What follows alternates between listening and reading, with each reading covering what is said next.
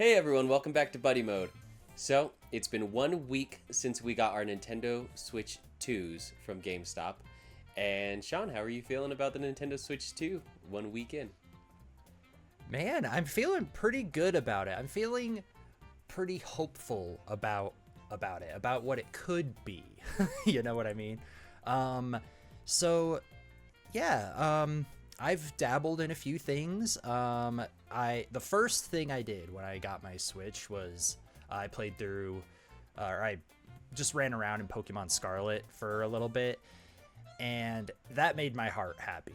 I, I was I was stoked to see like it running so well, seeing so many more Pokemon spawning in the world. It just felt like the vision that Game Freak had.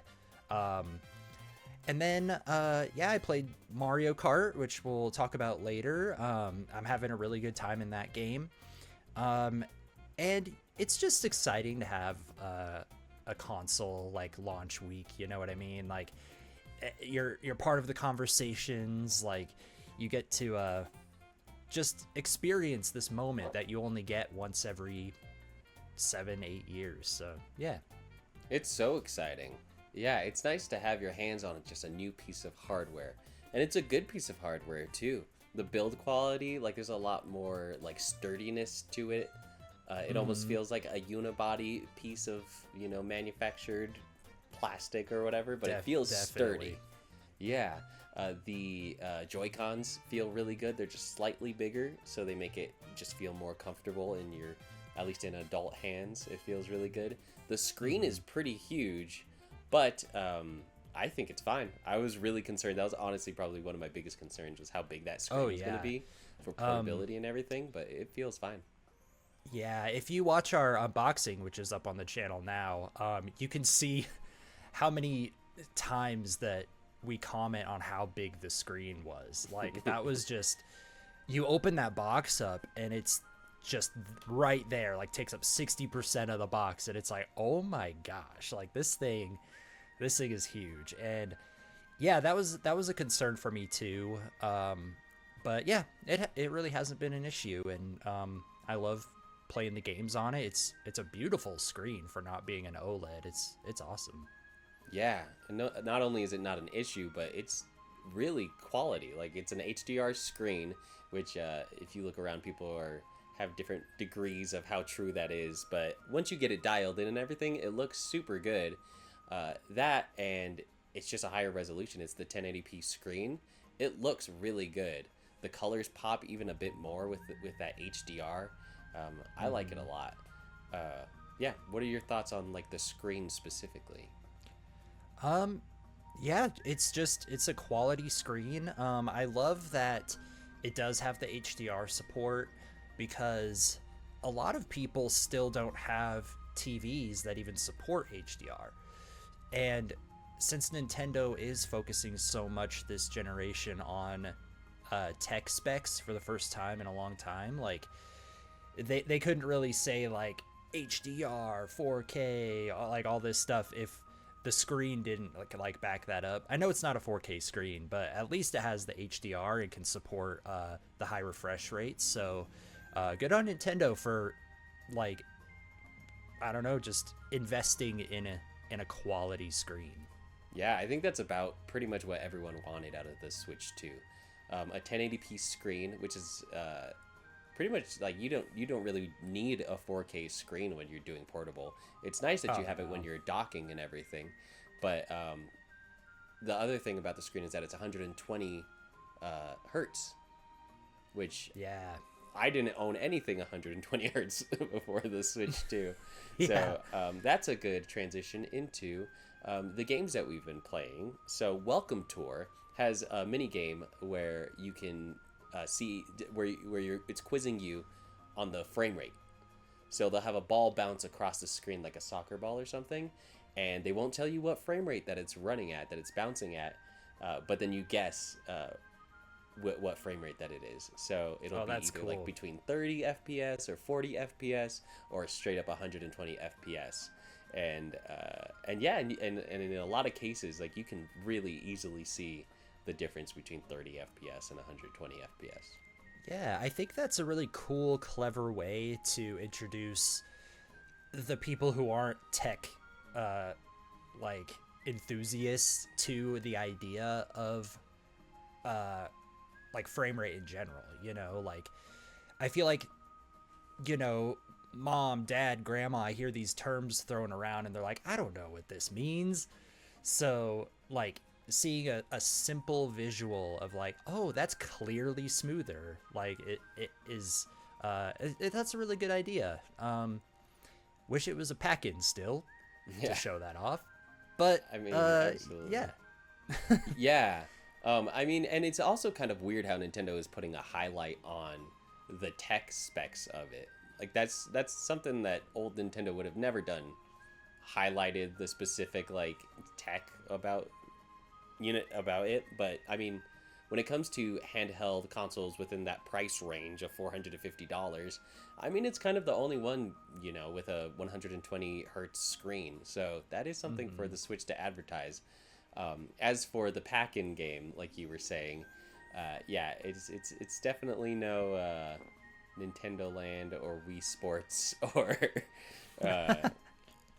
Matter of fact, it's a little disappointing. I know I said I wasn't gonna ever buy that game, but there's basically nothing else to buy unless I want to rebuy Cyberpunk on the Steam Deck or on the Switch too, which I might. But so I did buy Welcome Tour, and yeah, it's no Astrobot. Astrobot was, or whatever they called the first one, Astro's Playroom, was an amazing pack-in title for the PS5, and it was a platformer, and it also showed off the hardware of the PS5 and the different generations of PlayStation consoles in a really cool way, which ended up later on. Its sequel got Game of the Year as Astrobot. So. Yeah, so for a pack-in title that also costed additional money, yeah, it's not even close to to any of the previous ones. I heard it described as a very sterile museum experience almost. And you compare that to Astro's Playroom, which is a bright, colorful platformer that also shows off like the hardware. Like, if you told me like blindly which was which, I would have guessed that Nintendo would have made the bright, colorful platformer showing off the hardware than a sterile museum experience. So, yeah, that's a shame. I still haven't picked it up. I probably will. I don't know, probably within the next few days, because kind of leads us into our Mario Kart discussion. Sure. I feel like I've seen most, if not all, of what the game has to offer already. I kind of want to start on like the positives though. My favorite parts of Mario Kart are Knockout Tour. Knockout Tour is probably my favorite part of the game. I think it's a very clever idea, a clever twist to put on a racing formula. And it kind of shows off like the open world in like its best form. I feel like getting to race non-stop through all of these environments is really cool. And yeah, it's just like a fresh, rewarding experience. But what's your favorite part of Mario Kart so far? That's a good question. The initial hype of it was pretty cool, turning it on and playing through like just the regular single player mode. That was fun. Now I'm doing a lot of the knockout mode, and that's fun. It's a little more challenging than the previous Mario Kart. I've noticed that 150, which I obviously just went straight for because I'm used to the previous 150s and previous I haven't Mario touched Karts. the other CCs at all yet. Yeah, Just 150. Like, I gotta go fast, you know? Yeah. And I just assumed it was going to be too easy, like on Mario Kart 8. Like Mario Kart 8, I was so used to just getting first place on every single time that I played any of the stages. And maybe it's something to do with like the familiarity of the stages or whatever. But 150 actually, is putting up a challenge, at least in knockout mode. Oh, yeah, definitely. And I feel like the 24 racer cap, it doesn't introduce as much chaos as I thought it might. I still feel like even with 24 players, if you're in the front of the pack, it still feels like 12 in a way. Like, In a way, yeah. I think when you're starting the races, you notice that there's so many people around you, but once everyone starts getting into their positions, you're kind of in your position at that point. I stick around yeah. like, you know, fourth place ish for the majority of the time that I'm playing. And then Yeah. hopefully by the end, I just, make it to the front. But yeah, anyone after 10th place, I never see. Nope. Unless you just get totally screwed at the front of the pack Right. in a massive calamity. But Which still happens. Yeah, if you're in the pack, just like with the previous Mario Kart games, like you are just so much more likely to get hit by everything, to get three red yeah. shells in a row. Yep. Yeah. Yep. But yeah, let's talk a little bit about the free roam mode. I really feel like this world is visually like one of the prettiest, most detailed worlds that Nintendo's ever built. It's really gorgeous, and seeing all of the set pieces from previous Mario games, previous Mario Kart games, like all living in context with one another. I mean, it's the first time in a Mario game that we've seen this. Like, this is the Mushroom Kingdom and beyond, and seeing that in all of its glory is amazing. Something that's holding it back, though, is it doesn't really feel as alive as I want it to. Seeing the NPCs like driving in the cars, like physically in the cars, is really cool. Seeing Toads and Yoshis walking around is cool, but you can't interact with them in any meaningful way other than you can kind of bounce off of them and that's get like a trick or whatever. But yeah, I just feel like that's disappointing. Do you feel the same? Oh yeah, 100%. It's cool when you like are first driving around and you see a helicopter that's carrying some freight or something like that, and you see just the Nabbits moving service or whatever. You see just all these different Mario Easter eggs throughout. It's really cool. It's nothing off the beaten path. You're not going to see something like, Gino's Toy Shop or something like that, and you're not going to be able to like talk to any NPCs or anything. So if you have played Mario Kart 8 and you've seen Mario in the past 35, 40 years, then you pretty much know what's in Mario Kart World. Like, it's the same Goombas, it's the same Monty Moles, it's the same, a lot of the same characters, like with some redesigns, and they have different costumes, and it's cool that you can play as certain enemies or obstacles like the cow that you were never able to play as before. I think that's cool. That's the positive first. But now that the positive is to the side, is it just as quickly as we talked about the positives, they were pretty much over. Like, you saw all that stuff and you were like, oh, I guess that's the depth of it. It's just a cameo. Like, pretty much everything in the overworld and the open world is just an Easter egg. You can't talk to Toads, like you said. You can't interact with things. Even the little missions when you hit the POW blocks, they're kind of like far between, first off, and then second off, they last for like a total of like 25, 45 seconds. Like, they're barely long at all.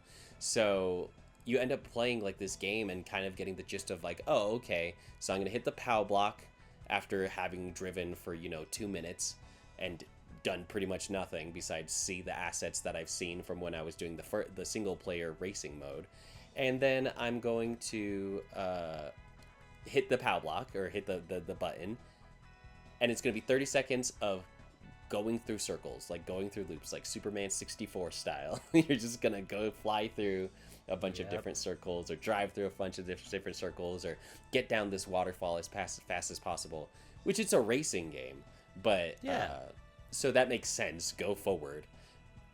But also, after, like we said, a week of playing the game, it really does feel like we've seen most things.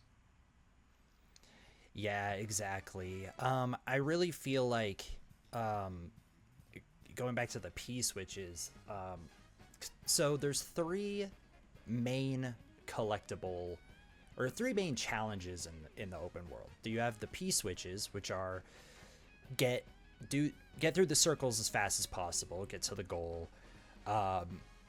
It varies slightly from that, but that's basically the gist. And then there's the question mark panels, which each course has 5 of those or more. And then you have the Peach medallions, which are usually in very hard to reach places. Like sometimes I just see them and I'm like, I don't even know where to begin to get this. Like, and I mean, that challenge is kind of cool, but all 3 of those things only give stickers. All 3 of them only give stickers that go on your cart in a fast-paced racing game. It's a tiny PNG that goes on the side of your cart that you can't even see. Like, yeah. So when you play online, it's like next to your name, like whatever sticker you have is next to your name. So I guess if you have a rarer sticker, I mean, they don't even have like rarity really, but so that's like a way to personalize your account, whatever. I don't care about that at all. Like, and I just feel like they could have been way more creative in the rewards that you get. We were joking last night about PNGs are not rewards. Like, Nintendo, what are you doing? I feel like they've been on this track for a while. Like, Mario 3D World, they give you stamps, which are just PNGs. Mario Wonder, you get those standees. What are they? PNGs. Like, yeah. I want something tangible that changes the gameplay in a way, even more cosmetic, like the costumes, which are just as throwaway in this game to me. Like, you just get the food bag and you can farm it over and over and over by changing characters through the menu. So, like, Mario Kart used to be so rewarding. Like, Double Dash, I have vivid memories of unlocking the characters and unlocking the carts, and that was always so fun. And they just completely stripped it away from this game.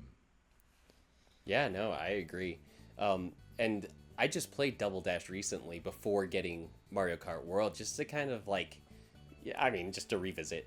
And yeah, it's such a different game. Like, it's so, it's harder. It's very challenging. It's really hard. Physics. But it's just so amazing to see a game from, like 15 years ago, a bit more than that. And to see how well it holds up, and to see how things have changed and how things haven't changed. The graphics are still fantastic in Mario Kart Double Dash. A lot of the staples, like the Baby Park music and the certain songs and certain are still in Mario Kart World. But then that's also kind of what makes it a little disappointing as like a longtime fan. Is we've seen this. We've seen pretty much everything since Super Mario Kart.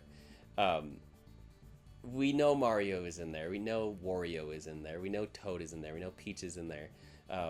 And that was the same for Mario Kart Double Dash. That was the same for Super Circuit. That was the same for DS. That was the same for Wii. That was like... And Mario Kart 8 felt like that was the culmination. It was like the Smash Bros. Ultimate for Mario Karts. It just had a lot of courses, and it had a lot of... And I think this was the right choice to make something different, to make an open world game, because then you don't have to compete with what you did before. But if you're going to make an open world game, then like the one thing that you're supposed to do and that messes up an open world game if you don't do it is not putting things in it, or not putting valuable things in it. That was even the issue with you were listing off a bunch of different games, but even Tears of the Kingdom kind of has that issue. Because you fight this like giant 3-headed dragon. I'm blanking the name right now, but the Gleox. Thank you.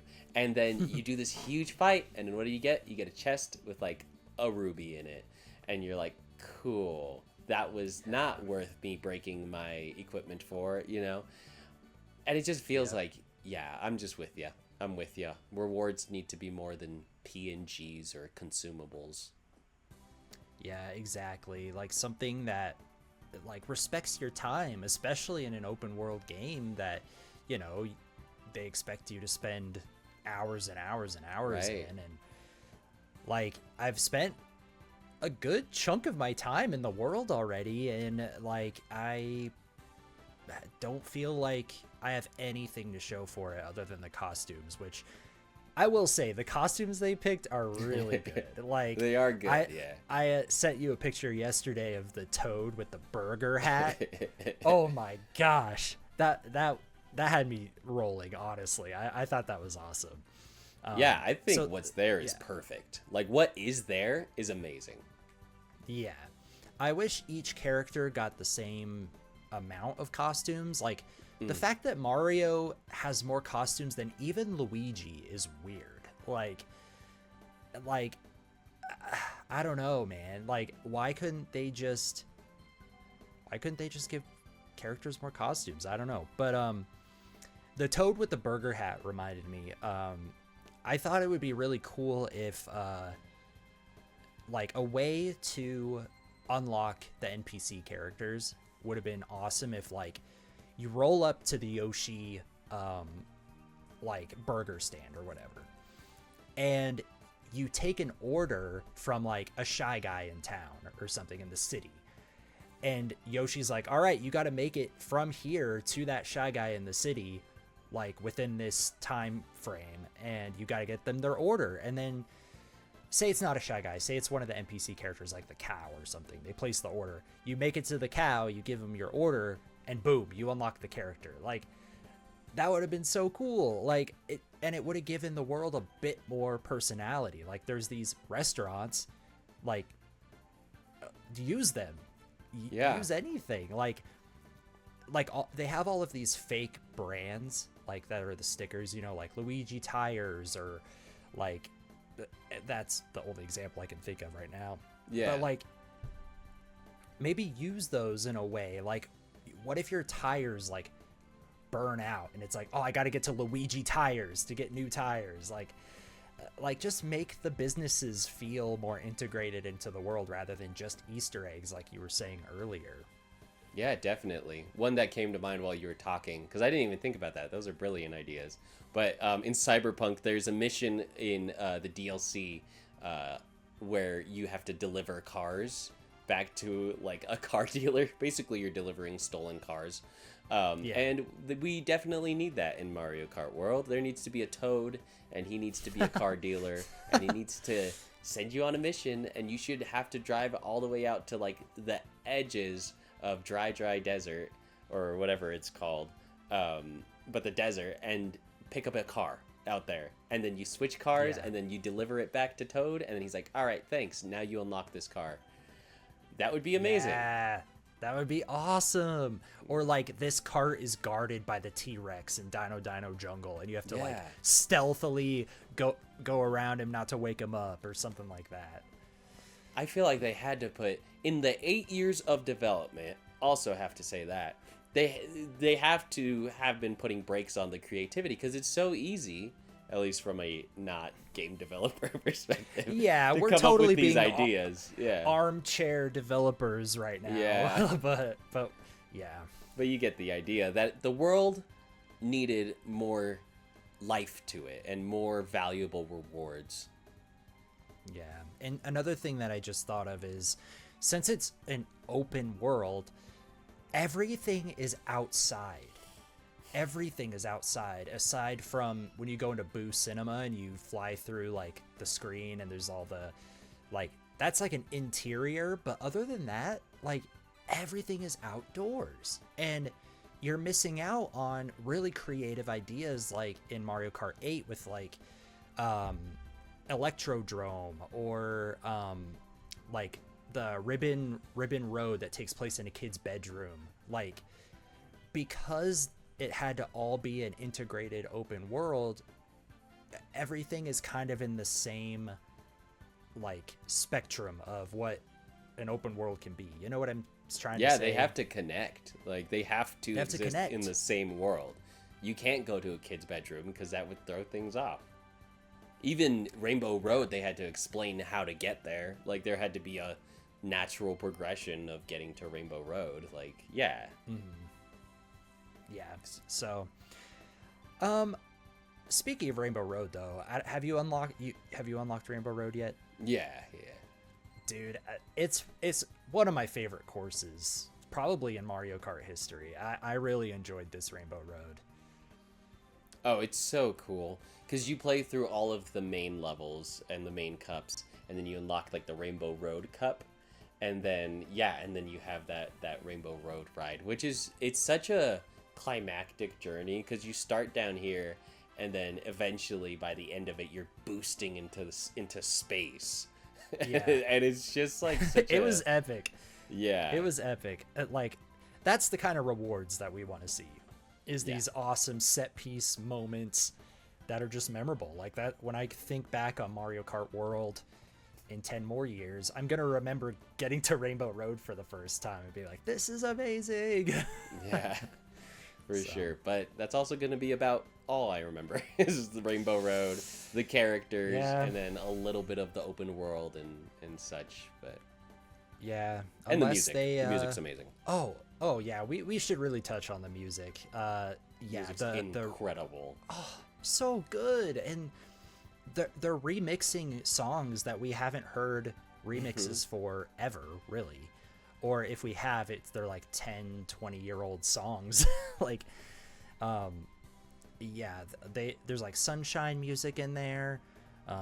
Galaxy 2 is in there. Stuff from every Mario game really is represented, and I guess there's over 200 music tracks. So wow, like, yeah, I haven't really heard the same music more than a couple times at this point, so that's a huge plus.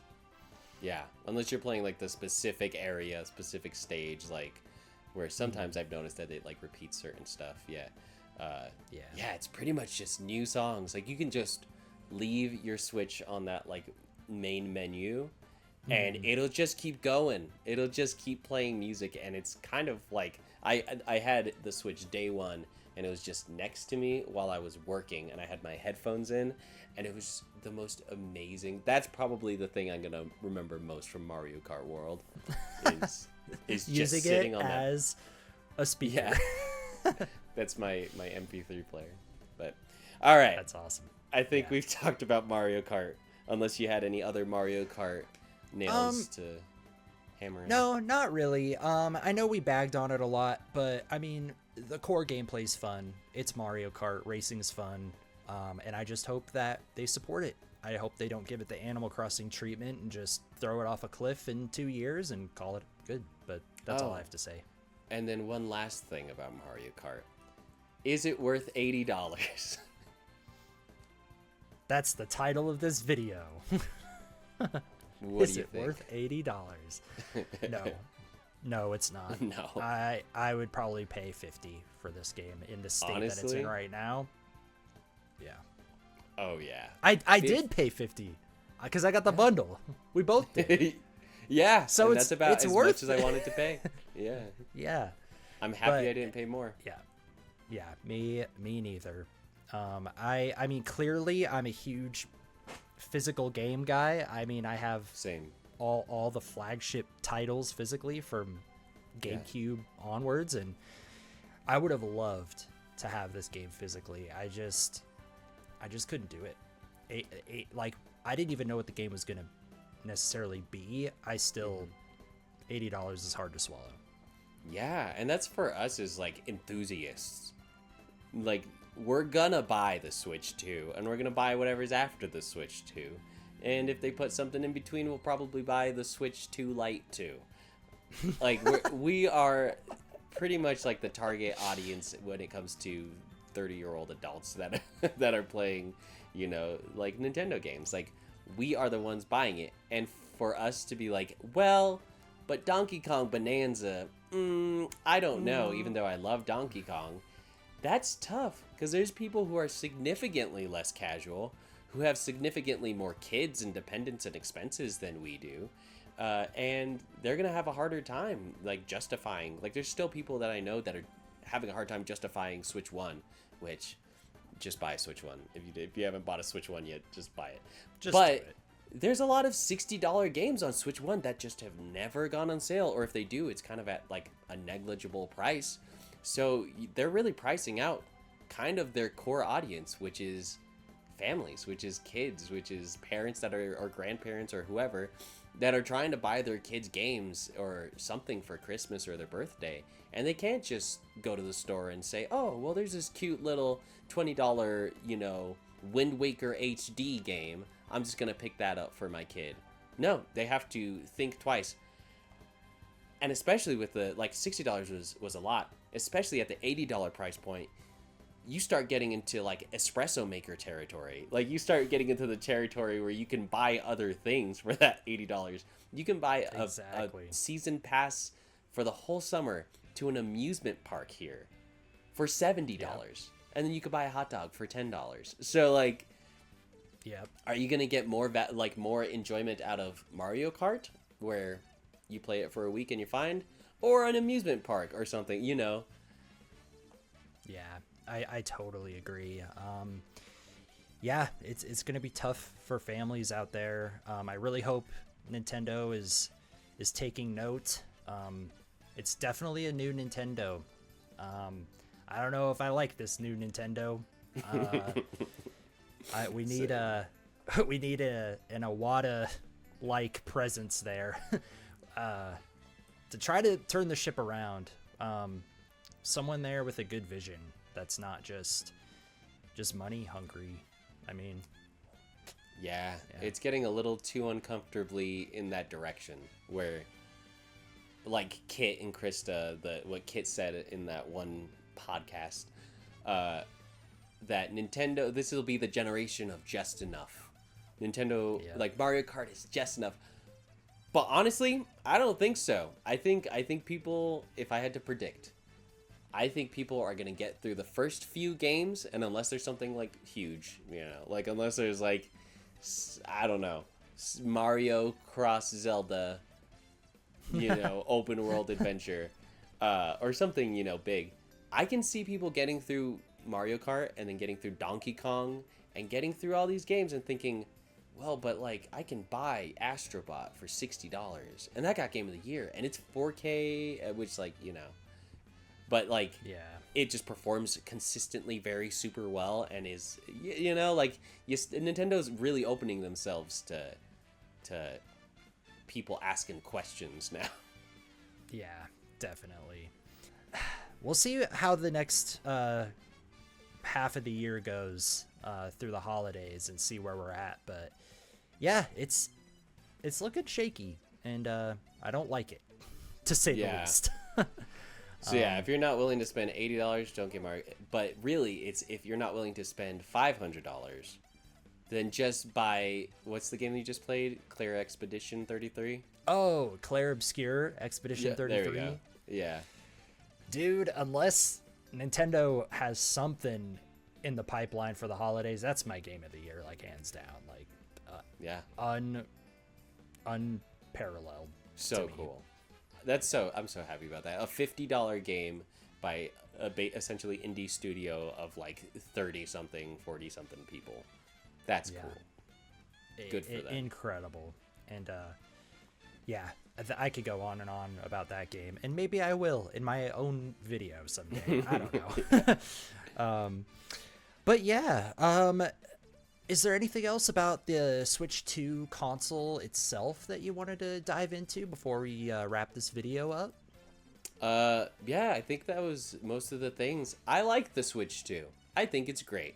I think it's a fantastic console, and it's gonna sell like crazy. We're just waiting on the software. Yep. I haven't seen the Switch 2 in stores. This last weekend, I popped in a few Walmarts. They were sold out at both. So yeah. They're selling. They're selling like hotcakes for sure. Yeah, for sure. And I'm just excited for the future, and seeing what Nintendo can do with the new hardware that they just got. Like, because Mario Kart does feel like, maybe a little hangover from the Switch era. It definitely couldn't have been done on the Switch 1 definitely not. But, you know, graphically, like, it kind of looks like it could have been on the Switch 1. Donkey Kong kind of looks like it could have been on the Switch 1. Metroid is going to be on the Switch 1. So I'm so excited for that true, like, the next Zelda where they don't have to rely necessarily on painterly graphics to hide imperfections as much. Like, just give us this hyper realistic, detailed Zelda that, you know, we've been wanting, and I really hope we see that. Oh, I could only dream for the Wii U tech demo of dude, that's what Twilight I was picturing. Oh. That's what I was picturing as I was talking. I was like, just bring that to life. Yeah, Everyone loved it. Everyone loved that. They could, would they? Who knows? But Who yeah, knows, give us man. something, Nintendo. Metroid's honestly probably my most hype one right now. I think that's super exciting. It'll use the mouse. For me, it's Pokemon. Right. For me, it's Legend ZA is my next one, especially seeing how well Scarlet and Violet ran, having an entire game that I can actually spend my whole playtime with, like, smooth frame rate and performance. Like, I'm so excited for that. Oh, super exciting. Did you see that? What are they called? Game Freak. Game? Oh yeah. Game Freak is working on a game that's going on Xbox, and it looks freaking insane. like Game Freak can do this, and you're giving me 5 FPS windmills in gosh. Pokemon. So I know. I don't know if it's got to be different teams or something. I don't know. Like, I don't want to speculate too much on that, but it's just kind of a funny juxtaposition. It's like you got like a tiny little Pikachu running at 10 frames a second, and then you have like this Elden Ring looking beast over here, like this world that they're building. It looks really cool. I'll probably play it. Yeah, It looks awesome. Yep. Cool. Well, thanks for joining us as we reflect on our first week with the Switch 2. There's going to be plenty more content where this came from, so stay tuned. And yeah, thanks for watching. We'll see you guys next time. Bye.